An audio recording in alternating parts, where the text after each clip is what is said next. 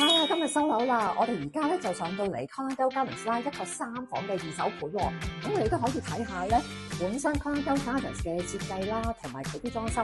咁呢一個咧都係一個特色戶啦，分別有 island 啦，係啦。咁我哋都可以望下個環境。咁其實咧喺 Colindale Gardens 咧，好少咧會有呢啲3房嘅戶型嘅喎。不過咧，如果大家中意3房咧，唔需要擔心下。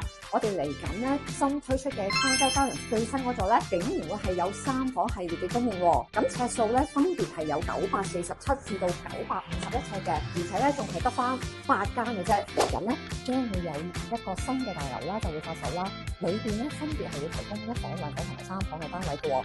咁最別致係咩咧？如果你買翻一啲面向大花園嘅景觀咧，將會係一個無敵嘅景觀嚟嘅喎。係我哋而家發售緊嘅新嘅座數啦。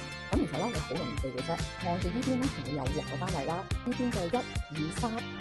就係 W1 啦，4、5、6咧就係 W4 啦，都要值得睇喎。其實咧呢邊咧全部頭先都提過啦，全部都係望緊一個大花園景啦，係罕有啊！就係有啲3房嘅戶型喎，分別咧呢一邊 W1 咧係會有5間啦，W4 嗰邊咧係會有3間嘅。